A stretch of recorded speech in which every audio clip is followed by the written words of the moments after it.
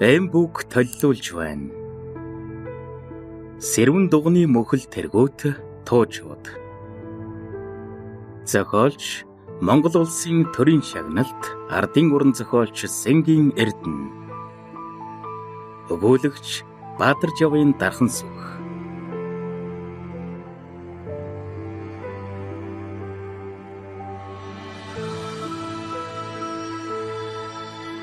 Сэрвэн дугны мөхөл. Ямпил ах бөөрийн даваа өксөгтөө урт уртаар санаа алдаж бодол дарагдан шуугтнаж явснаа гэнэт чолоогоо татаж шавар замын нойдон дээр сольжирч буугаад дугаараа газар мөргөн та нар намайг үгүй хийгээд аль бурхан шүтснээс өөр хийсэн юм надад байхгүй одоохон үгүй хийгээд аль гэдэд сорхирэн ойлов. Дотоодыг хамгаалахын төлөөлөгч залуу ардын дайсан чамайг үгүй хийсэн ч яад юм гэхээр нь би аха бос ингэж болохгүй гэхээс өөр юм хэлж чадсангүй. Төлөөлөгч яасныг бүү мэд намайг тоогтоо харж таарчтэй энэ эсэргүүг сумын дарга таны ах гэд өршөөхгүй шүү дээ гэлээ.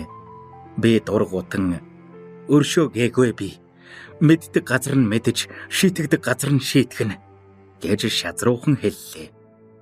Яаралтгүй ламбуа минь гэж төлөөлөгч хэлв. Ах мордож бид цааш хөдөллөө. Жаахан явж байсан чинь араас морин төвөргөөн сонсогдов.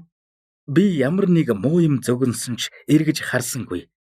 Айсуу яваа хүний морь хоолоогоо хягт нулан амьсгаадна. Нөгөө хүн давхсаар зэрэгцээд ирсэн чинь дэжидмаа байлаа. Би арай л уулгаалдсангүй. Тэр буун харайж морой сул тавиад ахын дөрөөнөөс зүүгдэн ой мод цурайдтал ордуу тавилаа. Би жаахан холдож зогслоо. Ямпил минь ямар үлийн үргэгч вэ? Ямар гимтээтэй чи эдэнд автагдав та? Чамайг минь хааш нь аваачиж яах гээ юм бэ? Та нар надад хэлээд өгөөч. Энэ хүн ямар гим хийгээвэ? Гүрээ чи ахыгаа ямар юмд хийх гэж аваад явж байна? Төрсөн ганц ах чинь шүү дээ. Амийн өршөөж хайрлаач та нар. Заяагүй юм би энэ хүний амийг хөнөөх шалтгаан болсон бол цолиосонд гаргаач намайг гүрээ. Чи төрсөн ганц ахыгаа үхлийн хар зам руу авч яваа юм биш үсттэй. Хэлээд өгөөч. Тэгвэл би амийн аврахын төлөө чиний боол болъё. Гэд айц хөрмээр гасаллаа. Бүүзэгт. Би хүн болсоор ийм юмтай тулгарсангүй. Дэжидмаг ингэж нэхэж дагаж ирэх юм гэж сансангүй. Би түүнээс нүд хальтран дотор харан хуйлав. Хөөхнийг ингэхэн чинээ санаагүй явжээ. Дэжидмагийн морь цул буураач ирээд холдож яваа харагдана. Ах Дэжидмагийн толгой дээр гараа тавиад Бурхны заяас нь тавилангаар хүн явдаг жамтай юм. Хойд төрөлдөө уулзъя гэж мөргөж явъя да. Сайн сууж угаараа Дэжидмаа минь. Чамайг минь бурхан харах болтугай. Гэд аманда ямар нэг юм уншин уулын толгой өөд алга хавсран залбираад над руу харалгүй. Чи эцэгийнхээ харж явах хэсгээ өөрөө мэднэ биз. Би юу гэв? Чамд буруу сансан юм байхгүй гэж мэдэрээ. Миний сэтгэл ариун. Хоёр өөр замаар явсан чи бид хоёр ингээд үрд саллаа. За, сайн сууж угаарай. Гэлээ. Би нулимсаа барьж чадсангүй. Ямар ч гэсэн төрсөн ах минь юм да. Үнэн дээр ч бод сэтгэлтэй бурхны номд сүсгэлэхээс өөр юм мэддэггүй хүн. Би түүнийг хамгаалах хэрэгч байхгүй, хүсэлж байсангүй. Ингээд бид саллаа. Дотоодыг хамгаалахын төлөөлөгч гэнэт сэтгэл зөөлөрч. Ямар ч гэсэн ах トゥ хоёр юм байна. Хэлэх ярих юм байвал гүйцээлдэ. Гэлээ. Бидэнд ярих юм байсангүй. Ингээд ямпил ах бөөрийн даваа руу толгоогоо онжуулсаар галгуулан одлоо. Дэжидмаа замын хажууд өвдгөөд ирлээд ойлон гиншин. Би морийг барьж авчирав. Тэр үсгэзгээ янзлаад дуугүй мордов. Нэг хэсэг чимээгүй явснаа гүн шүүрс алдаад. Гүр чи ахыгаа хайрлахгүй байна уу? Гэлээ. Чи намайг чулуун зүрхтэй хүн гэж бодоо юу? Хүн юм болохоор цусан зүрхтэй биз дээ. Сумын дарга хүн чинь төрсөн ганц ахыгаа өмөөрч болдгоо мө? Миний мэдх юм алга. Ганц манайд биш, улс гүрэн даяар ийм юм болж байна. Ховсголын эсэргүү лам нарын балаг энэ. Дэжидмаа бид хоёр уулын бэлэг хүртэл чимээгүй гонигтай гальгууллаа. Миний сэтгэлд олон юм эргэлдэн хөвөрнө. Гонигт дарагдсан Дэжидмаа уламж сайхан харагдаж байлаа. Би түүнд гомдож явдаг болоод ч тэрүү аргадаж тайтгаруулъя гэж бодсонгүй. Ахын суудаг сэрүүн гэгч манай нутгийн багахан дуган 6 жилийн өмнө баригдсан юм. Ах тэгэхэд ламын хүрээний гавж байснаа нутгийн хийдэд залгдан ирсэн бэлээ. Тэгж ирэхдээ нутгийн дугныг ч гэж нэг их бодоогүй энэ Дэжидмааг л гэж ирсэн хэмээн би хардсан юм. Би ямар ч байсан нэг цагт Дэжидмаагийн сэтгэлийг татна гэж найдаж явсан. Тэгтэл анхнаасаа буруугаар иргсэн юм яагаад ч болдгүй юм байна. Эдэр залуугийн аагийг багтааж ядан бүсгүй Винан ёсыг сагсан ховрог хүнд сэтгэлтэй болчхоод өөр бусдыг олж харах нүдгүй сохор болно гэдэг хачин хэрэг босов. Дэжидмаа бид хоёр уулнаас бууж сэрүүний голыг өгсөн гэлдэрв. Би түүнд юу гэж хэлэхээ мэдэхгүй бөөм бүлгцайлгжээ. Хөвөөгөөр намаг налиуртаа багахан голын хөвөөгөөр нарийн зэгс хөхрөн найгана. Эргэн тойрон ил хул. Тэртээ баруун улсын хормойд ногооны үнээр дунд сэрүүн дугны шармал алтан ганжир гялбалзан сүүмэлзэн. Дэжидмаагийн царай цон хийжээ. Уруулаа цусгүй болтол тас цуугаад нүд цавчилгүй газар ширтэн. Дэжидмааг би ухаан орсон цагаасаа л мэдэх мөртөө харах бүрийдэл хэлбэр галбирт нь ямар нэг шин юм нээж олох шиг болдог. Тэгсэн байдлаа тэр нь чухам юу вэ гэд асуувал бас тодорхой хэлж мэдэхгүй. Дэжидмаа голын хөвөөнд морио татаад тэнгэлцснээ буугаад ногоон дээр өвдгөө тэврэн суулаа. Би гайхахтаа бас бууж хажууд нь сув. Дэжидмаа намайг сая мэдсэн юм шиг нүднийхэн булангаар хараад ирөвчилж боосон алчуураа авч мушиглан ингэж хэллээ. Ах чин цаг ирэхэд намайг аваад Шамблын оронд очно гэдгсэн. Мөнх цастай сөмбөр уулаар хүрээлэгдсэн үргэлж зунаараа тэр Шамблын оронд намайг аваад очих л гэж лам болсноос биш. Чамаас дутхгүй төрийн хүн болох л байсан. Сансан цаг нь ирсэн бол Шамблын тэр оронд очиж хагцчгүй ир юм болоод жаргалаа идэх байсан. Гол мөрөн нь мөнхийн аршаанаар урсаж байдаг газар юм гэсэн. Мөнхийн аршаанаас нь уусан хүн үхэлгүй мөнхийн болдог, өвчин зовлончгүй, хэр тоосч халдахгүй ариун сайхан явдаг, атаа жөтөө гэж байхгүй орон гэсэн. Манай энэ газар дэлхий нүглээ даахаа болоод хүн зом бие бие хорлох цөвөн цаг ирээд төрсөн ах トゥ хоёр хүртэл атаатан болжээ. Ах чинь тэгж хэлдэг юм. Чи ахыгаа хүсэл санааг нь мэдээд атаа жөтөө санаж хорхоод хоргүй хүнийг цаазын газар барьж өгөв. Орчлон хорвоод олдошгүй сайхан хүнийг та нар өрөвдөхгүй яав та. Чиний төрсөн ах чинь шүү дээ. Чулуу шиг хатуу сэтгэлтэй ч гэсэн уярах нугарах гэж байдгүй мө. Заяагүй амтэн юм та би. Ховрог хүнд сэтгэлтэй болсон миний нүгэл биз. Тийм бол би тэр нүглээ яаж цагаатгах вэ? Би яаж түүнийг аврах вэ? Чи атаа хорсол хадгалж яваад ийм юм болсон бол би чиний эрхэнд энэ бие тушаая. Энэ засаг төрдөө мэдлэлтэй юм бол ямплиг минь авраач.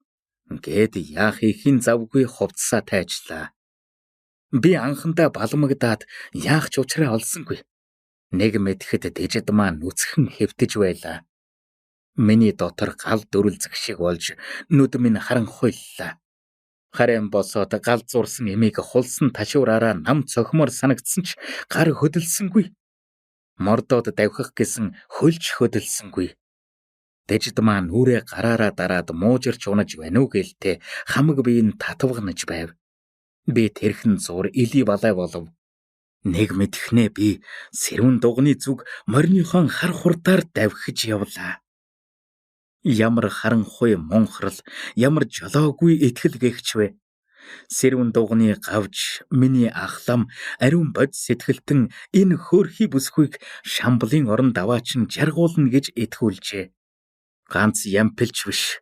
Монголын уудам нутагт бугшсан хэдэн түмэн лам Хүмүүсийг энэ насандаа буян хийвэл хойд насандаа диваажин шамблын оронд төрн гэхээс эхлээд ихс дээдсийн номхон боол болж тамаа цайж явах тавилантай гэж хүртэл монхруулсан шүү дээ. Дэжидмагийн саяны дүр байдал нүдний минь өмнө эргэлдэнэ.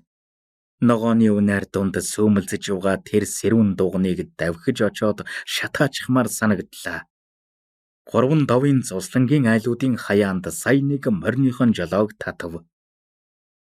Жаргалант гэдэг бяцхан орхины 2 биеэр тус бүрдээ гэр малын шургаагийн хороотой, арай чадалтай нь тугал бэлчээх хөцөөтэй, бас чадал чинээгээр холдсон юм уу?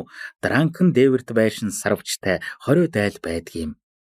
Ямпил гавжийн баригдсан чимээг эрж тэрүү хүүхэд нохтоос өөр хүн амтан үзэгдэхгүй чигтэйхэн.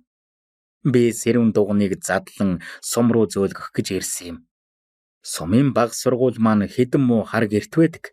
Би аймгийн дарга нарт хэлээд хоосорсон сумыг задлан зөөж сургуулийн байшин болгохоор шийдсэн юм. Аймгийн дарга нар ч ганц зөв санал гэж зөвшөөрсөн. 6 жилийн өмнө баригдсан энэ шинэхэн дүнзэн сав юу гэж салхи бороонд өгөрч хэвтгэвдээ. Тэгээд ч тэр хоосорсон дуган сүсгтэн хүмүүст ээлдэв юм бодогдуулж, санаа сэтгэлийг алдагдуулж болох байлаа. Ингээд би дуганыг задлж зөөх хүн унаа хөсөгд ажиллахаар ирсэн юм. Ноднонгоос зарим сүмүүдийг хааж, жасыг хурааж эхлэхээр манай энэ сэрүүн дуган аянда хоосорч, ламнар нь ламын хүрээ брэвэн хід рүү дайжин очицгоож, харин Ямпил ах гэртээ үлдсэн юм. Намайг цэргээс халагдаж ирэхэд Ямпил лам хувцсаа солиод гэртээ дэмий сууж байлаа. Тэр 10-аад настайгаасаа сүм хийдэж шавлан суусан болохоор хар бор ажил гэж мэдэхгүй. 30-аад настай гэхэд жаахан овор сууж, уг нь лам биш гөрөөчин юм уу төмрийн дарханд баймаар ханхар гойлог биен гавжийн суудалд хүндэрч шалгаажээ. Ах бид 2 багаасаа 2 өөр замаар явчихсан хэрэг. Ахыг 10-тай, намайг 8-тай байхад эцэг маань бид 2-ыг ламын хүрээний содном гэвшээнд шав оруулсансан. Ямпил заяанаасаа лам болох хүн байж, тэр ганцхан сарын дотор тангад үсэх сурлаа. Харин би багшийн хагархай гаа гэж заахад дотроо тасархай гаа гэж зориуд зөрдөг. Ном үзэх дургүй хүүхэд байв. Миний дотор бараг заяанаасаа гэмээр шашин бурхны эсрэг ямар нэг сэжиг дургуутсал шүглсэн байжээ. Содном гэвш ном сургах гэж зодож занчиж ядаад эцэст нь гэрт минь хөөж буцаасан юм. Тэгэд л ах бид 2-ын салаа зам улам холдсон. Ах ламын хүрээнд шавлан сууж, би сумын баг сургуульд сурагч болсон. Би ноднон цэргээс халагдаж ирээд сумын даргаар томилогдсон. Мяндаг тушаалтай лам нарыг баривчилж байгааг нийтээр мэдсэн хойно би ахыг баривчлагдсны төлөө нутгийнхантаа ад шоо үзэгдэнэ гэж сансангүй. Гэсэн ч ямар нэгэн алдаа хийсэн юм шиг сэтгэл эвгүй байв. Хүмүүс зуслангийнхаа хар модон байшингуудын гэгэвчээр нүд үзүүрлэн харж, ахийнхаа толгойг идсэн золиг гэж зүхэж байгаа ч юм билүү гэж бодогдно. Би шууд гэртээ харихаас зүрхшээгээд мэдэг чавганцынд буула. Ганц би хөгшний холдсон дээвэртэй өмгөрхөн байшингаас утаа өгнө. Тамийн амтан тамдаа жаргалтай гихчээр миний л ухаан орхын ийм байсан бөхтөр чавганц айл амтны дэмжлэгээр л амзуулсан янзаараа. Хүнд хэлж байшингийнх нь хучилтыг засуулах юмсан та гэж бодсоор орлоо. Мэндэлсэн чинь мядаг ижи дуу гарсангүй. Жижигхэн хар ирэхээ хатангар хуруугаараа эмрэн маань уншиж уруу харан суун. Би гайхсхийгээд нэг хэсэг чимээгүй байв. Хөгшин цай аягалан намхан халдар ширээ урд минь түлхэж идэ тавиад. Чи Ямпил ахыгаа туугаад явж харагдсан. Бурхан оршог. Зулаагаа гიშгэж гарсан ах дүү нар энгих цаг ирж дээ. Гэлээ. Миний хоолон дээр бөөн хар юм тэгэлчхэв. Энэ муу чавганцад уурлалтай юу да. Аягта цайгаа тавиад гарахта тал засах гэсэн шиг. Мэдэг ижи, таны байшингийн хучилтыг сольж өгнө. Гэлээ. Хөгшин хариуч дуугарсангүй. Гэнэт доторд сухалдан дүлий дүм боргиж хаалгууд хамигсан айлуудыг цочтол хашгирмаар санагдлаа. Хөөе, Юмны учир мэдэхгүй монхорсон харанхуй амьдсаа. Тэртээ тэргүй мөхөх үйлсдний төлөө юу гэж гашуудаж хариусаж суунав? Насаараа шүтсэн бурхан сахиус чинь түн бумаар нь унссан маань чинь та нарт юу авчирсан юм бэ? Энэ насандаа бурханд намжилж яваад хойд насандаа шамблын оронд очиж жаргана гэж итгэж суух ямар гудамшиг вэ? Дэжид маг хар та нар ямар сайхан бүсгүй ламын ятгалганд орж төөрөлдөөд амьдараа үхэж байна уу? Тэр ламынхаа хойноос гал усанд орж үхэхээс буцахгүй байна шүү дээ. Хараач, бодооч та нар 6 жилийн өмнөх сэрүүн дуган чинь хоосрох ёсороо хоосрлоо. Одоо дуган барихгүй, үр хүүхдэд чинь сургууль барих цаг боллоо. Үр хүүхдийг чинь хүний зэрэгтэй хүн болгох ганцхан шамблын орон одоо ардын сургууль шүү. Би жаргалантын голын хөвөнд бууж морио услан хэсэг суулаа. Хар уйдахаар зүрхийг минь базлна. Хажууханд байгаа манай байшин сарвч хаашаа, манай зүүн залгаа хүргэн ахын тоглог төвхнүүн байр байдал надад ердөөч хүртээлгүй юм шиг ухаан орсон цагаас ижил дасал болсон юмс нэг л харь хүйтэн харагдана. Эцэг их маань хүүхэд биднийг хатуухан гараар хүмүүжүүлж өдий хүргэсэн. Тэдэнд буруу юм огтхонч байхгүй. 2 хүү 3 охиныг хүний зэрэгтэй гачаал хясаалгүй амьдралтай болгох гэж хүч хөлсөө хайрлаагүй хөгшдөө. Одоо аав ээж 2 ганц бага охинтойгоо үлдлээ. Ахыг арга буюу лам хувцсаа орхиж гэртээ ирэхэд нэг их баярлаачгүй эз.